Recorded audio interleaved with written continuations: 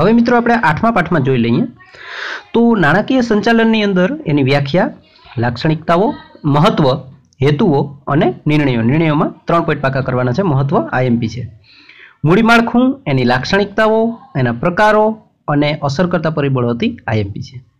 કાર્યશીલ મૂડી એમાં તફાવત પૂછાશે, લાક્ષણિકતાઓ છે અને એને અસર કરતા પરિબળો. 3 અસર કરતા પરિબળો આઈએમપી છે. કાયમી મૂડી અને કાર્યશીલ મૂડીનો તફાવત ખાસ પાકો કરી જજો અને એને અસર કરતા પરિબળો. તો 8મા પાઠમાંથી મિત્રો એટલું આઈએમપી હતું. હવે આપણે જોઈએ 9મો પાઠ, નાણાકીય બજારની અંદર અર્થ અને ખ્યાલ.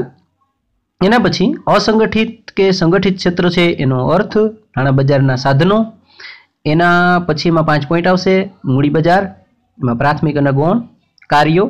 ડીમેટ એકાઉન્ટ કેને કહેવાય? કાર્યો આઈએમપી છે અને ડીમેટ એકાઉન્ટ ખાસ આઈએમપી છે. શેરબજારમાં એકાઉન્ટ ખોલાવવું હોય તો આપણે ડીમેટ એકાઉન્ટ જરૂરી છે. ડિપોઝિટરી કેને કહેવાય? ખાસ. એમાં 2 પ્રકાર, નેશનલ અને સેન્ટ્રલ. 4 પોઈન્ટ આઉટ્સ આવશે એમાં. અને સૌથી આઈએમપી આ પાઠમાંથી પ્રશ્ન સૌથી આઈએમપી હોય તો એ છે સેબીના કાર્યો, જેના હેતુઓ પણ તમને પૂછાઈ શકે છે.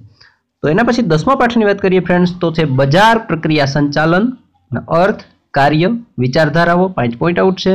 પેદાશની વિભાવના શું? માર્કેટિંગ મિશ્રનો ખ્યાલ આઈએમપી છે. પેદાશમાં 4 પ્રકાર આવશે. એના પછી કિંમતને અસર કરતા પરિબળો આઈએમપી છે, પરીક્ષામાં પૂછાયું છે. વિતરણ, અભિવૃદ્ધિ કેને કહેવાય? જાહેરાત કેને કહેવાય? વ્યક્તિગત વેચાણ વૃદ્ધિ અને પ્રસિદ્ધિ કેવી રીતે મેળવવી, અને જાહેરાતનો વિરોધવાળો એક પ્રશ્ન આવશે તો એ આમાંથી આઈએમપી છે. એના પછી મિત્રો આપણે વાત કરીએ 11મા પાઠની તો ગ્રાહક સુરક્ષા વાળો જે પાઠ છે એમાં અર્થ, ખ્યાલ, મહત્વ, ધંધાનો દ્રષ્ટિકોણ અને ગ્રાહકનો દ્રષ્ટિકોણ. ગ્રાહક સુરક્ષા કાયદો 1986, અધિકાર, જવાબદારીઓ, ઉપાયો એ આઈએમપી છે.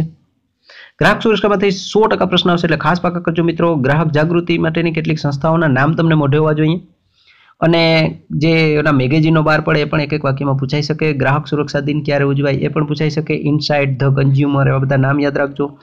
સંગઠનો કેટલા કામ કરે છે, જેમાં બિન સરકારી કેટલા સંગઠનો જેને એનજીઓ કહેવાય છે એ પણ પરીક્ષામાં પૂછાઈ શકે.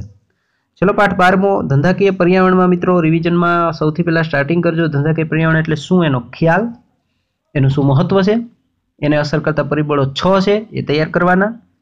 એના પછી આઈએમપી આર્થિક પરિબળો, સામાજિક પરિબળો, ટેકનોલોજીકલ અને રાજકીય, જેમાંથી આર્થિક ટેકનોલોજીકલ અતિ વધારે પૂછાય એવા આઈએમપી છે. ઉદારીકરણ અને ખાનગીકરણ અને વૈશ્વિકીકરણમાંથી 100% પ્રશ્ન આવશે જ એટલે ખાસ પાકા કરી જજો. અને એની હકારાત્મક અને નકારાત્મક અસરો પરીક્ષામાં પૂછાઈ શકે. ઉદારીકરણ, ખાનગીકરણ અને વૈશ્વિકીકરણ. તો મિત્રો 12 પાઠનું તમને અહીંયા આપી દીધું રિવિઝન.